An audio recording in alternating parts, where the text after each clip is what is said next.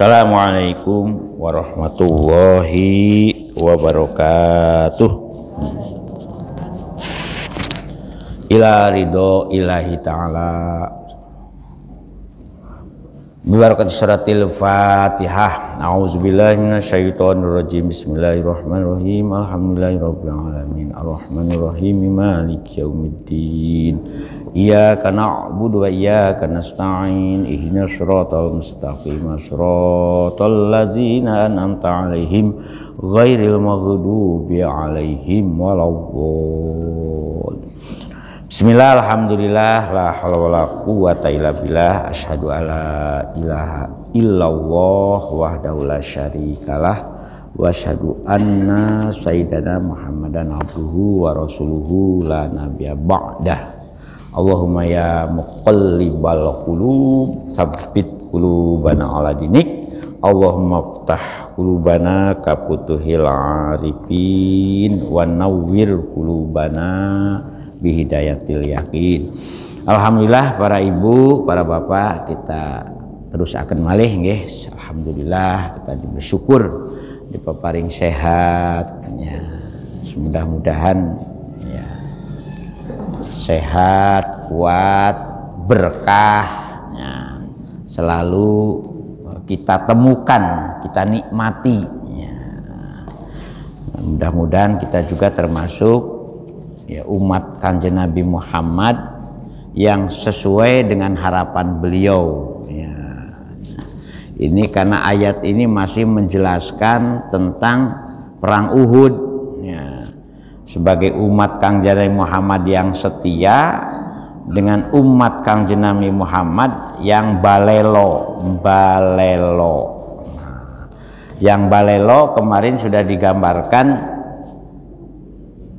akan ditimpa pajazakum goman bigomin. Nah itu kalau orang yang balelo itu ya pasti ya, hidupnya ini artinya beragamanya ini tidak ada asarnya, tidak ada faedahnya. Walhamdulillah matur nuwun Pak. Gomam bigomin kan, gomam bikomin. Nah itu bagi orang-orang yang balelo ya. Nah, kita terus akan malih ya. A'udzubillahi minasyaitonirrajim. Bismillahirrahmanirrahim. Tsumma anzala alaikum, tsumma nuli ya. Nah, nuli terus ya. Terus ya. Gusti Allah nibaaken, nibatum anzalatu niboaken, menurunkan ya, menurunkan apa kepada siapa? Alaikum ing atase para sahabat yang taat, yang ikut berjuang waktu perang Uhud, yang masih setia, tidak desersi ya. Yang itu yang desersi kemarin digambarkan wong diceluk-celuk Kanjeng Nabi itu loh.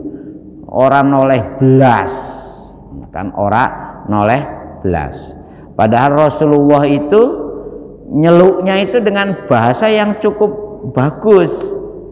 Yaqulu ilayya ibadallah, ilayya ibadallah. Hei hamba-hamba Allah, reneo kan itu.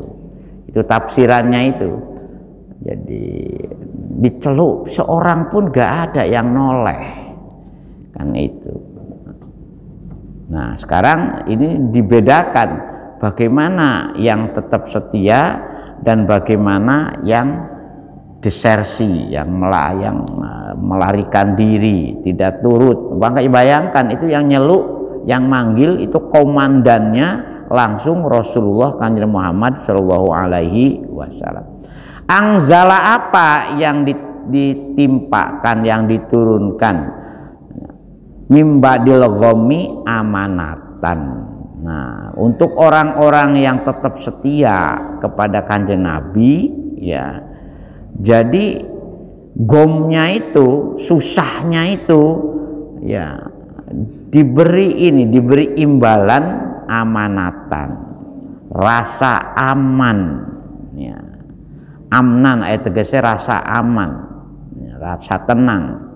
Dengan apa Gusti Allah memberikan rasa tenang, rasa aman kepada orang-orang yang setia kepada Kanjeng Nabi waktu perang Uhud? Nu'asan, menurunkan ngantuk. Jadi ngantuk itu anugerah. Monggo panjenengan podo ngantuk, Bu. Ngantuk itu anugerah. Makanya kalau ngantuk itu jangan kecewa. Alhamdulillah, Ci. Nah, kamu yang membuat ngantuk ya Gusti Allah. Nggih. Enggak ono.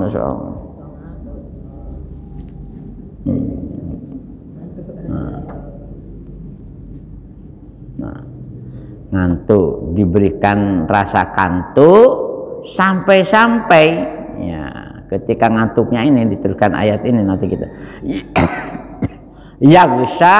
Nah, yagsha, kata yagsha itu bisa dibaca yagsha dan bisa dibaca tagsha. Yagsha to'ipatan minkum, ya, yang membuat ya namanya ngantuk ya ngantuk, Bu. Nah. Wahum utawisi angzala alaikum mimba diogommi amanatan nuasan yagsha to'ipatan ini. Nah, sebagian jadi wahum al mu'minuna, yaitu orang-orang yang tetap masih menjaga imannya. Fakanu yamiduna tahtal hajjafi wataskutu suyufu minhum, sehingga saking ngantuknya ya, akhirnya gak kroso pedang dengan panah podo ceblok dari tangannya itu, akhirnya terlelap. Terlelap ya, itu ya mungkin di samping saking payahnya ya, karena sudah berperang dengan itu waktu perang Uhud itu kan, tapi tidak banyak sayangnya itu. Ya samalah dengan pengikut Nabi Musa kan juga begitu toh. Ya, ketika dikejar-kejar Firaun macam-macam, ada yang ketika diusir-usir. Jadi sebetulnya kalau kita mencermati perjalanan para rasul semenjak Kanjeng Nabi Adam sampai Kanjeng Nabi Muhammad Shallallahu Alaihi Wasallam, ya hanya ada dua kan itu, yang taat dengan yang membangkang. Ketika kenapa Nabi Adam sendiri kan gitu, anak putunya itu ono sing melahirkan para nabi dan rasul, ada yang melahirkan para turunan demit. Nah, jadi perdemitan itu sudah ada semenjak zaman Nabi Adam sebetulnya, perdemitannya. Karena sebelum Nabi Adam, demit-demit itu sudah berkeliaran di dunia ini daripada manusia. Makanya di babat tanah Jawa itu, tanah Jawa ini termasuk ya ono apa namanya, ono sabdo palon kan, ono lagi itu sampai ditayangkan di TV kan, ono Banaspati ya, ada Grandong, ada Mak Lampir yaitu. Jadi jangan kaget ada sinetron yang menggambarkan bagaimana tanah. Nah, kemudian semenjak zaman Nabi Ibrahim konon semenjak zaman Nabi Ibrahim sudah dikirim delegasi yang berperang dengan Banaspati, yang berperang dengan apa namanya, ada yang terkenal dengan namanya Syekh Subakir, termasuk para wali songo itu delegasi yang dikirim oleh Turki Utsmani sebetulnya. Jadi para wali songo itu pasukan pilihannya Turki Utsmani yang ditugasi untuk mengislamkan kerajaan-kerajaan yang sudah berkembang di tanah Jawa kan. abad ke-16 kan, abad 16, abad 17 itu. Masehi. Sampai datangnya Londo. Menurut babat tanah Jawa, konon Londo ini datang ke negara kita ini kualat oleh si Siti Jenar kan, oleh Syekh Siti Jenar. Ada juga kan cerita Syekh Siti Jenar.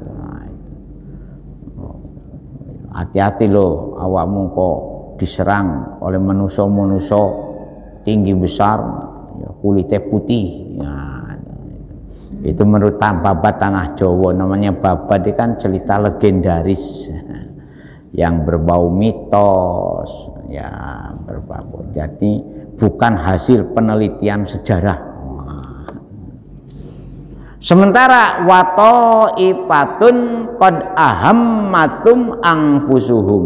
Nah, ahammathum anfusuhum. Makanya untuk orang yang beriman menggunakan kata kum, sementara untuk orang munafik, orang-orang yang tidak taat, tidak setia kepada Kanjeng Nabi, menggunakan kata ahammathum anfusuhum. Sementara sebagian dari pasukan yang ikut berlaga di medan Uhud itu, yaitu telah menimpa kepada mereka apa? Kebingungan yang hamalatum alal hammi fala rogbata lahum ila najatuha dunan nabi washabihi. Ya, jadi bingung karpe dewe gitu loh, itunya itu kenyataannya itu. Nah, ini juga begitu bapak-bapak, ya monggo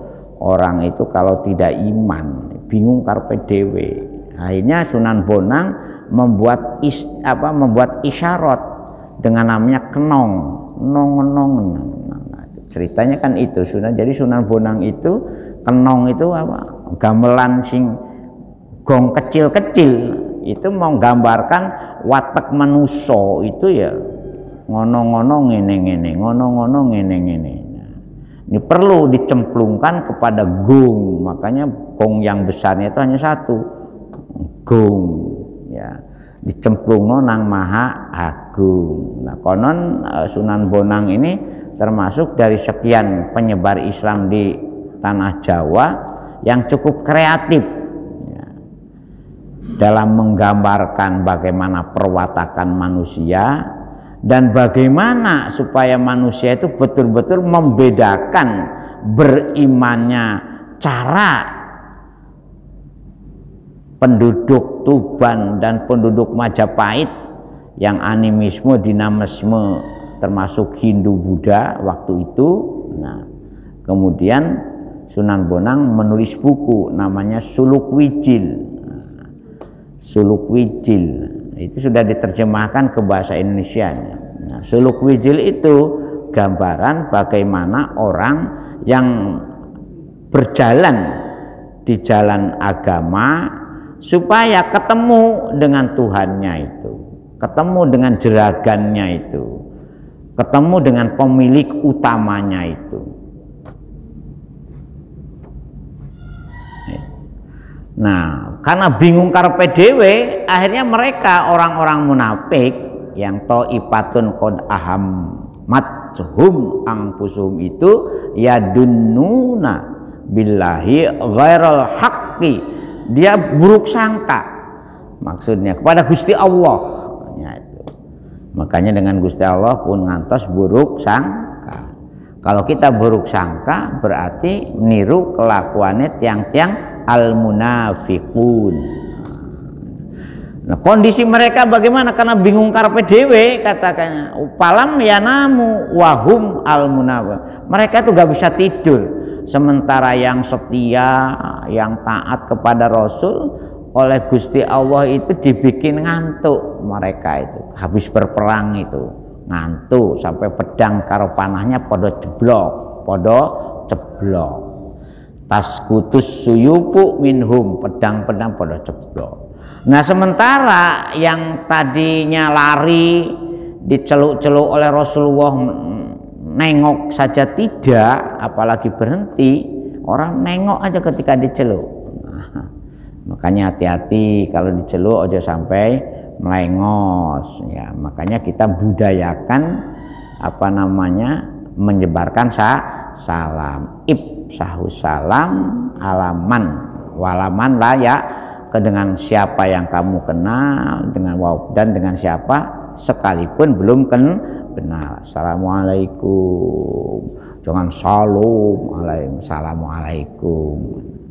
Dan umat Islam itu dengan assalamualaikum warahmatullahi wabarakatuh itu sudah cukup, mendoakan serba sempurna, nggak usah ditambah-tambah lagi ya.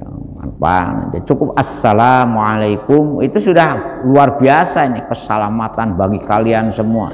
Warahmatullahi, dan rahmat Gusti Allah, wabarakatuh, dan berkahnya Gusti Allah. Salam untuk kita, selamat sehat untuk kita semua. Kok ditambah-tambahi lagi? Ya gak apa-apa sih, cuman tahsilul hasil menurut. Cukup assalamualaikum warahmatullahi wabarakatuh. Apa ke Arab-Araban? Ya tidak lah. Nah, makanya perlu ditambahi dengan salam, ditambahi dengan apa? Om Swastiastu. Om Swastiastu juga bukan bahasa ini kok, bahasa Sanskerta yang diadopsi dari India. Ya sudah cukup assalamualaikum warahmatullahi wabarakatuh, sudah cukup. Jangan ditambah-tambahi sing aneh-aneh ya. Sebab itu sudah mendoakan palipur, sudah doanya sangat sempurna itu. Mendoakan orang banyak di hadapan kita sudah sangat sempurna. Keselamatan, rahmat, dan berkah Allah semoga tercurahkan kepada kalian. Bayangkan, kurang apa? Kurang apa? Kok ditambah-tambahin? Mestinya, ya mestinya. Tapi dalam rangka memberi pengakuan secara budaya, ya itu ya monggo mawon.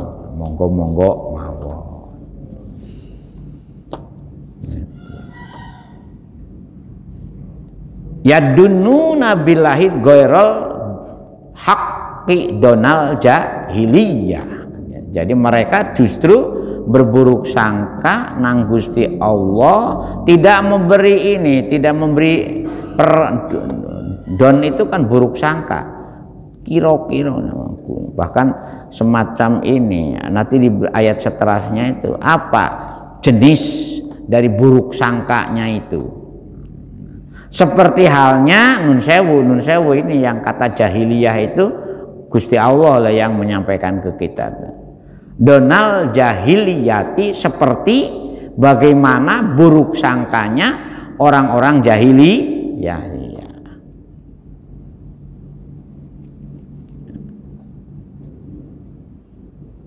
Mengapa mereka, apa salah satu contoh buruk sangkanya itu?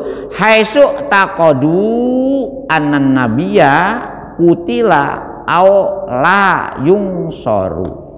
Menurut perkiraan mereka, Kanjeng Nabi itu sudah wafat, tidak tertolong. Karena waktu perang Uhud memang Rasulullah itu ada yang membidikkan panah ya ke Rasul, tetapi panah itu ternyata menimpa kepada salah seorang sahabat yang menjadi tameng Rasul. Bahkan ada juga yang berpendapat salah satu tamengnya ini adalah orang Yahudi, tamengnya Rasul itu. Ketika Rasul mau banyak, ada juga yang mengenai orang Yahudi itu, karena perang Uhud itu juga menggambarkan ketika negara diserang. Nah, ini kemarin ada yang tanya itu, kapan kita ini mempertahankan negara mati-matian, dan kapan kita ini boleh mengingatkan kepada pemimpin yang zalim dengan cara yang agresif, bahasa keren sekarang tuh demo umpamanya, itu kan mengingatkan kezoliman dengan cara agresif. Atau ada lagi mengadakan pemakjulan, nah itu penurunan terhadap imam yang zalim. Tapi semuanya itu ada SOP-nya, ada standar kapannya itu. Jangan ngawur asal ngomong ya. Sebab ngawur asal ngomong tidak didukung oleh fakta, oleh data, itu gak boleh. Sebab perang ini sebetulnya merupakan pengadilan instan.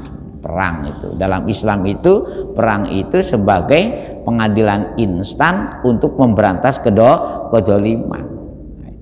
Makanya boleh membunuh dalam perang itu, boleh. Walaupun pada ayatnya itu kan la taqtulun nafsallati haramallah illa bil haqq.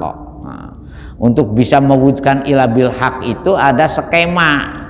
Pertama perang, yang kedua pengadilan.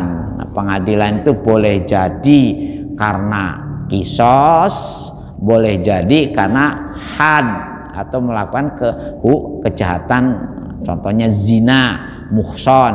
Nah itu harus dirajam sampai mati ya.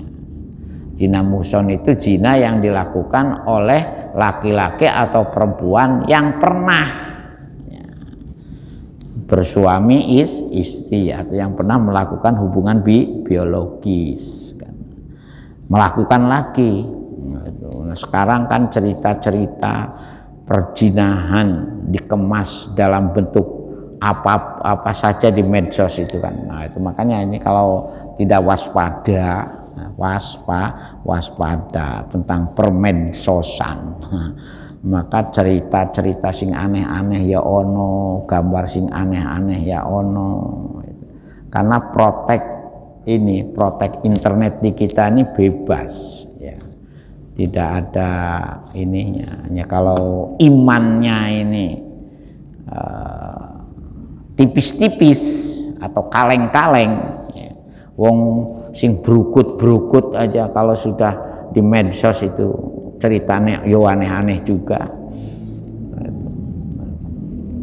Ini zaman, ini akhir zaman. Jadi menduga, jadi Donald hakinya itu dugaan yang tidak benarnya itu ya, yaitu menduga kalau Rasulullah itu sudah dianggap meninggal dunia ya. Dugaan mereka itu karena Rasulullah tidak tertolong ya.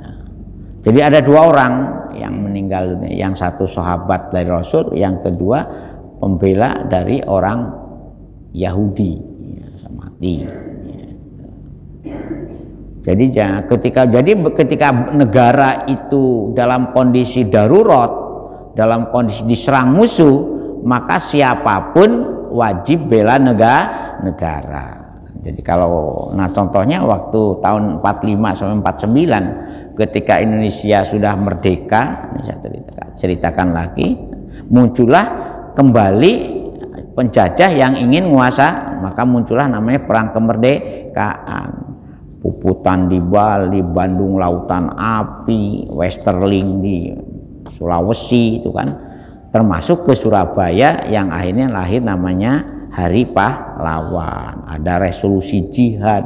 Jadi ulama-ulama Islam itu sangat paham kapan saatnya kita membela negara dan angkat senjata, tetapi kapan saatnya kita ini jadi wal takum minkum yad'una ilal khairi gitu, dengan kondisi-kondisi yang normal ya lewat pengajian ini. Tapi kalau kondisi yang tidak normal, sing mimpin pengajian harus siap mimpin pasukan. Nah itu. Nah seperti Kanjeng Nabi dengan para ulama dulu, itu ada ulama yang ikut berperang sampai mati-matian. Tapi ingat, seandainya setelah berjuang mati-matian ci ono sing nglecehno, bahkan ada yang memenjarakan seperti Ibnu Taimiyah itu, ya gak salah, gak usah kaget. Karena dalam Islam ini memang kadang-kadang ketika yang munafik berkuasa, ya kadang-kadang membuat yang benar jadi salah, yang salah jadi benar. Ada dugaan. Nah itu. Jadi ada ininya Pak ya. Jadi kapan kita ini mufaraqah, nah, dalam bahasa ini ingkar bil qalbi, kapan itu ada ininya, itu ada standar-standar. Oh kalau ini skemanya ini, kalau ini plannya seperti ini, kalau ini maka perlakuannya seperti ini. Jadi gak boleh gebiar uyah, gak boleh angkat senjata. Yang digambarkan perang Uhud ini ya memang karena kondisi umat Islam yang sudah membentuk negara Madinah saat itu dan sudah bersepakat semua penduduk Madinah, tetapi masih ada juga orang munafik, tapi masih ada juga orang setia walaupun imannya tidak sama.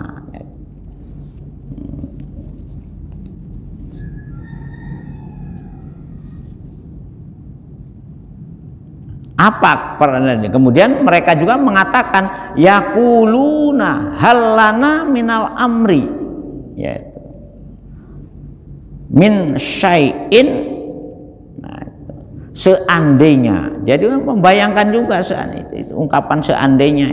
Yaquluna mongko podo ngucap, podo gremeng, bahasa yang lebih kerennya tuh yaquluna tuh bisa diartikan podo gremeng.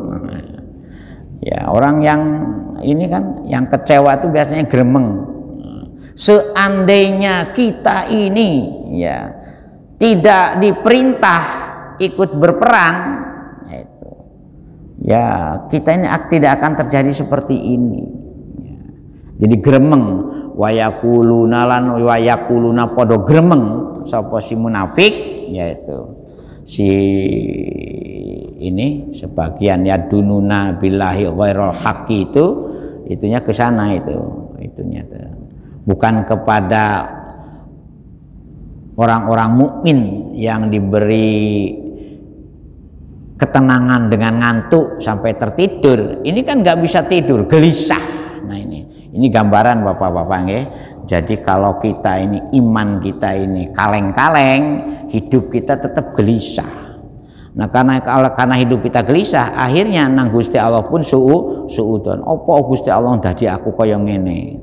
Gusti Allah gak adil. Nah, aku rajin sholat, cik melarat. Nah kan Gusti Allah dipaido. Nah itu. Nah kalau kita muncul ungkapan-ungkapan seperti itu, yang perlu direples, perlu di-upgrade, berarti keimanan kita. Kalau kita tidak mengupgrade keimanan, berarti podo karo orang-orang munafik yang ikut berperang Uhud. Gusti Allah dipaido. Kemudian seandainya aku orang melo perang kaya ngene, ya kejadian bingung kaya ngene, aku ya gak ngene. Jadi yaquluna gremeng, jadi bahasa Jawane sing paling pas gremeng. Ya. Halana minal amri min syai'in, minnya itu di sini jaidah. Nah, jadi kalau tidak ada minnya dibacanya hal lana minal amri syai'un, seandainya Gusti Allah tidak memerintah sesuatu seperti ini. Nah, kita tidak akan ditimpa koyong ngene iki ya. Jadi nah ini gambaran ya, kalau kita ini memang dilanda susah, siapapun yang mesti ngeresul nyalah no. Opo sampai wong tuane juga dipaido, ibu melahirkan aku ora tanggung jawab. Ono kan anak sing itu, bapak yang gak gelem usaha anakmu.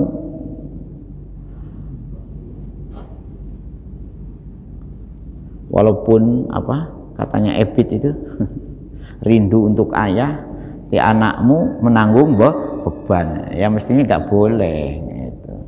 Anakmu menanggung beban, bapaknya dipaido gara-gara sudah meninggal dunia. Kan itu kan bukan cinta ayah itu.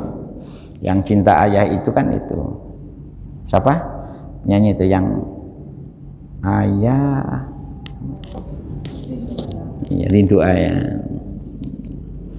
Dan rindu ayah tapi syairnya ini kurang pas. Beda dengan walau air mata, kan ada kan siapa penyanyinya Bu?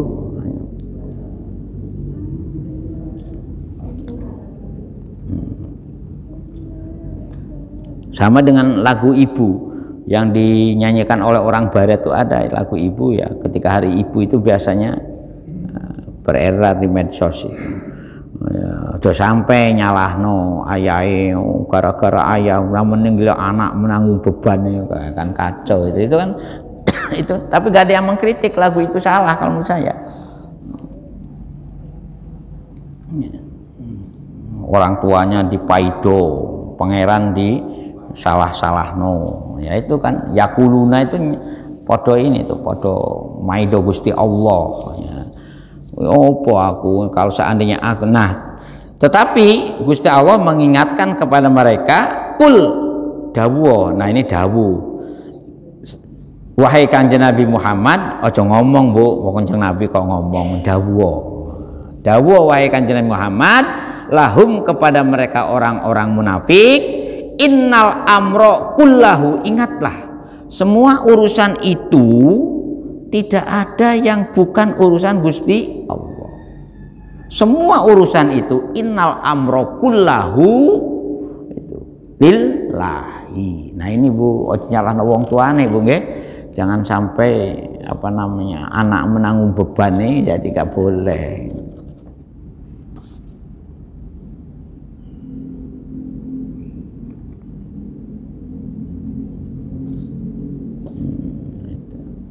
Banyak itu sekarang tuh anak sekarang ini. Opo maneh, nah kalau anaknya dari ngapunten ini bapak-bapak, saya ahad kemarin itu minggu yang lalu ya ketemu dengan teman mondok dan teman ngajar waktu di Desmo, aslinya Jombang memang. Nah, itu. Ini perlu diceritakan supaya kita ini juga jangan sampai terjadi kayak orang-orang munafik kayak ini, wong tuane dipaido, disalah-salah Gusti Allah ya dianggap ya, karena semuanya itu innal amro kul lahu lillah. Pulang bikin rumah di Jombang, saya parani ya dulur, wah kan kangen sudah lama ya, udah mungkin mulai pisah mulai 90 ketemu lagi 2023, bayangkan. Cerita macam-macam. Nah, salah satu ceritanya itu ya itu bapaknya ini itu punya istri 2. Nah, itu. Dan dari 2 ini punya anak sama, istri pertama 9, anak kedua 9. Tetapi karena orangnya itu jeragan di situ, tuan tanah, ya kebagian rumah semua, kebagian tanah anak. Nah, akhirnya gojloki, kalau begitu jenengan punya gen. Waduh, sumpah serapah. Sudahlah, saya ini cukup 1 saja. Karena memang kadang-kadang 2 bibit dengan beda saudara itu ono sing gak gelem ngakoni, ono sing gak gelem ngakoni saudara seayahnya ini. Ya ini apa namanya? Peristiwa-peristiwa mujahid. Makanya kemarin saya sudah sampaikan sebetulnya agama yang kita laksanakan ini sebetulnya ya membangun kelumrahan yang sejalan dengan hidup ideal, itu lumrah. Jadi kita ini jangan sampai aneh-aneh ya mata itu. Wong tuanya dipaido, wong tuanya disalahno, kan gak baik ya itu. Nah, itu. Ya, karena apa? Innal amro kullahu lil, itu ingat-ingat Bu ya. Kemarin yang harus ingat-ingat itu kata-kata likaila tahzanu ala ma fatakum wala ma asobakum. Nah itu Jadi kejadian yang menjadikan kita sedih, gelisah, susah pun ya jangan sampai diratapi berlebihan. Kan mau kan itu ungkapan likaila tahzanu alama fatakum walama asobakum itu ya karena apa? Ya kalau Gusti Allah menghendaki ya. Kalau memang semuanya itu kehendak Gusti Allah, ya kita terima dengan lapang. Ojo sampai kita membuat dugaan-dugaan yang Gusti Allah ini dipaido, disalah-salahkan. Orang tuanya disalahkan, ayahnya disalahkan, bapak tidak tanggung jawab, gawe anak to pintere. Nah, itu kan gak boleh. Anaknya terlantar koyo ngene uripe. Ibu ya gitu, ibu itu mau saja melayani ayah, aku sampai dilahirkan ya. Kan itu ungkapan-ungkapan orang yang, dan ungkapan itu sekarang itu banyak oleh anak-anak yang tidak beradab itu. Iya, sapa sing ngurui kan? Iku sing kacau. Nah itu. Seandainya aku itu olah melok peperangan kaya ngene iki, aku ora bakal susah. Tapi diingatkan oleh Gusti Allah, innal amro kulahu. Artinya tidak sampai mati di sini tuh kemana. Tapi ingat ya itu. Mereka ini orang-orang munafik itu indikatornya apa? Indikatornya itu yukhfuna fi anfusihim mala yubduna laka. Nah, menyembunyikan sesuatu yang ada di dalam kerenteg hatinya, tetapi menampakkan sesuatu yang ora co. Jadi omonge karo lakune, atine karo omonge ora podo. Nah, itu.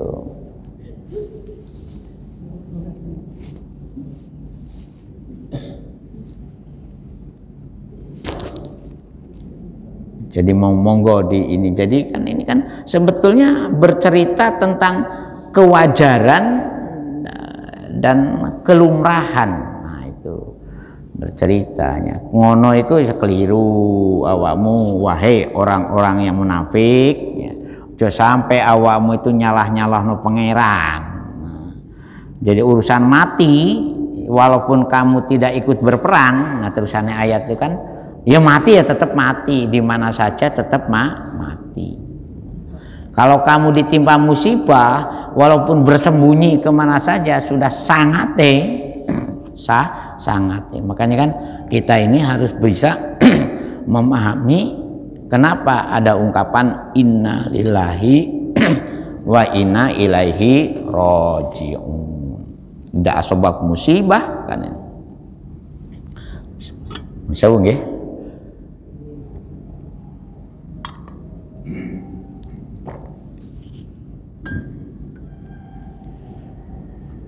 Jadi kata kulah ini dibaca kulah, dibaca nasab itu taukid untuk mengokohkan dari kata innal amro kullahu.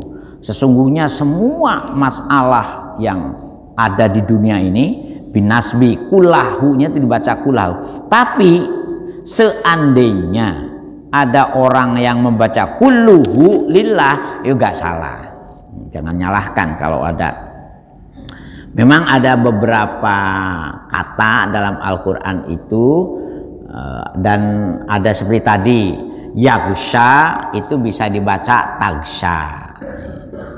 Jadi sama-sama fi'il mudhoreknya ya, tetapi tidak sampai merubah arti dan maksud dari rangkaian ayat ini. Ini juga jadi supaya kita sedikit paham juga. Karena apa? Karena perharokatan cara membaca Al-Quran itu terjadi setelah umat Islam mengalami kesulitan cara membaca Al-Quran. Kurang lebih 150 tahun setelah ditinggal wafat Rasulullah. Jadi zaman Rasul tuh gak ada harokate kados panjenengan. Jenengan kadang-kadang kita ini ada harokate komplit pun masih ora teteh. Makanya monggo dipelajari. Jadi perharokatan Al-Quran ini baru disempurnakan supaya orang yang sulit membaca, yang tidak bisa membaca, bisa membaca. Ini berkat jasanya Imam Khalil bin Ahmad. Nah, itu. Salah satu guru qiraat dan ahli nahwu, ya, akhirnya membantu kita. Nah kemudian kalau ada beda-beda sedikit itu karena memang cara membaca Al-Quran itu simai, jalurnya itu berdasarkan kita mendengar dari siapa. Jadi maka muncullah istilah qiraah sab'ah al-mutawatirah. Ini dibaca seperti ini, itu bagian dari bagaimana 7 ulama ahli qiraat ini cara mengajarkan membaca Al-Quran secara mutawatir. Jadi kalau ada yang mengatakan kalau dibaca kullu, statusnya itu sebagai mubtada, khobaruhu lillahi kulluhu utawi sekabehane amrun. Nah itu hu-nya itu kembali kepada amro, itu iku lillahi kaandueni pun Gusti Allah. Maksudnya di sini apa? Al-qada'u lahu yaf'alu mayasha. Jadi Gusti Allah itu melakukan sesuatu, memutuskan sesuatu, menetapkan sesuatu, yaf'alu mayasha. Beliau melakukan sesuatu atas kehendaknya sendiri. Disitulah kita, saya ulangi lagi, kenapa kita perlu menghayati, mengelmoni perdoaan itu, karena Gusti Allah ini punya kuasa. Dalam ayat yang lain itu kan yaf'alu eta ma yurid, kan itu fa'alul lima yurid. Nah, di sini ditafsiri maksudnya kulluhu atau kullahu lillahi itu apa? Al-qada'u lahu. Jadi keputusan itu sangat tergantung kepada kuasanya Gusti Allah. Dan Gusti Allah melakukan sesuatu sesuai dengan kehendaknya. Itu. Nih, apa yang dilakukan oleh orang-orang munafik? Indikatornya itu Pak, yukhfuna, podo nyembunyikan. Ya, yukhfun itu menyamarkan. Ya. Fi anfusihim mala yubduna, menyembunyikan sesuatu yang ada di dalam angan-angannya, yang ada di dalam pikirannya, tetapi menampakkan sesuatu yang beda dengan. Jadi meloknya berperang ini kan terpaksa. Jadi kan kalau tidak terpaksa nggak mungkin ngomel-ngomel. Yakuluna tadi itu diartikan ngomel-ngomel. Nah, aku melo ngurusi masjid Kebon Sari ya panggah melarat kau sing bayari, ya gak boleh begitu nggih. Ayud hiruna, jadi tegasnya tidak menampakkan sesuatu atau menyembunyikan sesuatu yang tidak beda lah antara ucap dengan perbuatannya, beda antara di hati dengan, ya. Makanya perlu ada ketulusan. Dia mengulangi lagi, ya makuluna ya podo ini maneh, ya podo gremeng meneh gitu. Yakuluna ini gremeng malih sing orang-orang yang yukhfuna fi anfusihim ma la yubduna itu. Nah, laukana lana minal amri syai'un ma kutilna hahuna. Seandainya kita ini tidak mengikuti apa yang diperintahkan oleh Nabi, ya, ngajak perang ke medan perang Uhud ini, makutilna hahuna, pasti kita tidak akan terbunuh di tempat ini. Nah, itunya itu apa, gremengnya itu. Nah, kalau yang tadi Gusti Allah memerintahkan kepada Kanjeng Nabi Muhammad sadarlah wahai orang-orang munafik, kul innal amro kullahu lillah, sadarlah bahwa apapun urusan yang menimpa kita itu semuanya ini sudah ada skenarionya Allah Subhanahu wa taala.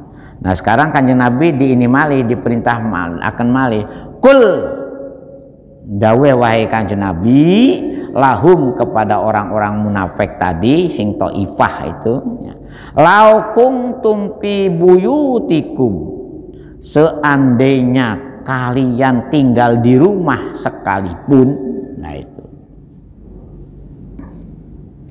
dan sementara Gusti Allah wa fikum man kataballahu alaihil qatla, ya,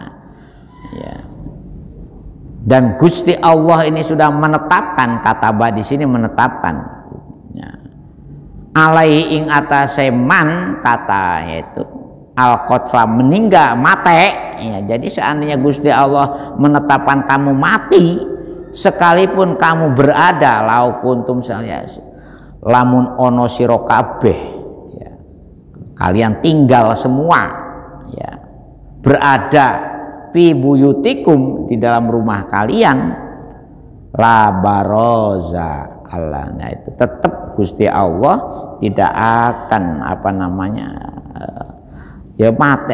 Jadi artinya sekalipun kamu tidak pergi ke medan perang, sementara Gusti Allah menetapkan kamu mati, ya mati gitu loh. Itu untuk mengingatkan kita. Aladina kutiba alaimul qatlu la baroza, sekalipun kamu tidak keluar, ora metu saka omah, tetapi Gusti Allah memberi keputusan bahwa kamu mati, ya kutiba ai kudia, makanya kan kata badis artinya memutuskan. Seandainya Gusti Allah memutuskan kamu mati, ya walaupun kamu di rumah, ya tetap mati. Makanya urusan meninggal dunia itu, Bu, jangan terlalu dikhawatirkan dan jangan terlalu ditakutkan. Mati dalam kondisi apa saja, di mana saja, yang penting ya nopo mati kita husnul khotimah. Makanya nun sewu bapak-bapak ya jangan tersinggung dengan ibu-ibu. Saya sering menyampaikan di mana saja ini. Sing paling enak itu ya opo mari meluk istri langsung mati dalam pelukan istri. Nah, ya opo caranya supaya husnul khotimah? Atau ketika kita di WC, gitu, langsung meninggal dunia, kan nggak ada yang tahu, nggih. Makanya perlu dielmoni. Nah, itu sebab mati ini di mana saja, kapan saja, tidak mengenal usia, tidak mengenal waktu, tidak mengenal tempat. Nah, makanya kan ada ungkapan ka'annaka tamutu ghoda. Yang penting bagaimana kita mempersiapkan diri ka'annaka tamutu ghoda ini sudah paripurna. Bila perlu sudah punya persiapan yang cukup sehingga mati itu jangan dianggap mati husnul khotimah itu wah orang mati sedang sholat pasti husnul, belum tentu. Mati sedang haji pasti husnul khotimah, belum tentu. Ya, karena yang tahu tidaknya mati husnul khotimah itu hanya orang yang mati dan Allah Subhanahu wa ta'ala. Coba jenengan ini cari ilmu, nah, yang pasti itu kan ilmu mati mestinya yang harus kita goleki. Kalau untuk mangan di dunia, Bu, gak usah ribet, karena kita sebelum lahir pun dunia sudah dilengkapi dengan segala isinya. Hanya karena 3 pertimbangan saja. Pertama karena malas, yang kedua karena tidak punya keterampilan, yang ketiga memang ada orang yang diuji oleh Gusti Allah itu di dunianya ini serba rupa, serba sempit. Ya kan ada wal kadima wasariu wal kadiminal ghaida wal afianinas, kan ayat ungkapan sebelumnya itu fis saroi wadoroi. Aladina yungfikuna fis-sarai wad-darai wal qadiminal ghaidha wal afina anin nas. Memang ada. Nah, ketika kita dalam posisi sudah usaha, punya keterampilan, punya keahlian, kemudian kita sudah bereksperimen dengan keahlian kita, dengan keterampilan kita, gelem macul, gelem ingon-ingon wedhus. Ada teman kuliah saya ke rumah, suami istri, kemana saya mesti bersepeda berdua. Sudah punya cucu, bikin rumah sendiri. Jadi nukang sendiri, karena dulunya waktu mahasiswa nukang. Nah sekarang dia ini penceramah, tapi hidupnya ini ingon wedhus, ingon sapi, ingon kambing. Nah, ketika habis hari raya kemarin dia oleh untung banyak, akhirnya jalan-jalan ngelencer sampai ke rumah saya. Dia bercerita, ternyata hidup saya ketika jadi pegawai dulu dengan sekarang saya ingon wedhus, ingon kambing, itu lebih tenang. Kata, loh iya, aku juga ya kepingin pensiun balik nang desa, ingon kambing ae. Wayai musim Idul Adha laku laris, ya. Wayai orang akikoh pesan ke dia. Nah, jadi urusan dunia ini yang penting ukril. Nah, tapi urusan mati kalau tidak diilmuni saestu, ya apakah orang seperti saya ini sudah sedikit ngerti masalah agama, rajin sholat, bengi ya juga rajin, kemudian mestinya husnul khotimah, wallahu a'lam. Ngoten nggih. Jadi kalau urusan permatian ini harus diilmuni saestu, Bu. Aladina kutiba alaimul qatlu, seandainya Gusti Allah ini walkon kamu tidak keluar dari rumahmu, sementara Gusti Allah menakdirkan kamu mati di rumah, ya mati juga. Bahkan ila madoji'ihim, yaitu ketika kamu di sini ada yang ketika kamu bertiduran saja di rumah, ya wae mati, ya mati. Karena apa? Li'anna qada'ahu ta'ala kainun la mahalata. Karena kepastian Gusti Allah itu tetap. Nah, itu. Ya insyaallah kita lanjutkan minggu yang akan datang nggih. Ini masih separuh ayatnya. Liyabtaliyallahu ma fi sudurikum, yaitu karena waliyumahhisa ma fi qulubikum wallahu alimum bidatis sudur. Ini ada kata-kata liyabtaliya.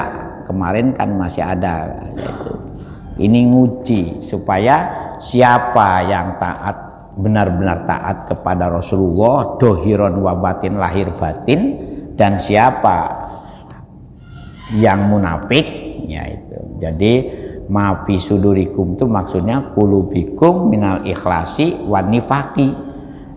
Karena apa?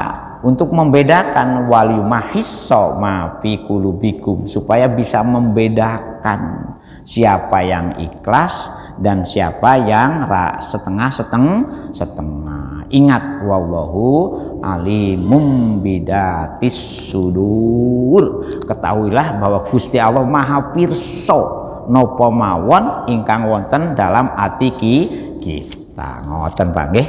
Al-Fatihah. Auzubillah. Ya kana abdu wa ya nasta'in. A'udzu billahi hamdan na'imin hamdan syakirin hamdan yu'afi ni'amahu yukafi mazida ya rabbana lakal hamd kama yanbaghi li jalali wajhi qadim. Salatan tunjina biha jamil ahwal wal afat wa taqdina biha jamil hajat wa tutahhiruna biha min jami'is sayyi'at min jami'il khairat. Ulman ahlana wa auladana wa talamidana min ahlil ilmi wa ahlil khair wa la taj'alna wa iyyahum min adil wa darabana wa azwajina wa dzurriyyatina qurrata a'yun waj'alna lil muttaqin inna ma amruhu idza arada syai'an ayyaqul fa rabbana atina fid dunya hasanah wa fil akhirati hasanah wa qina azabannar wa qina azabannar wa qina azabannar. Subhana rabbika rabbil izzati amma yasifun wa salamun alal mursalin walhamdulillahi rabb. Sekurang dan selebihnya ibu ngapunten. Ihdinas shiratal mustaqim. Assalamualaikum warahmatullahi wabarakatuh. Astaghfirullah rabbal baraya, astaghfirullah minal khataya.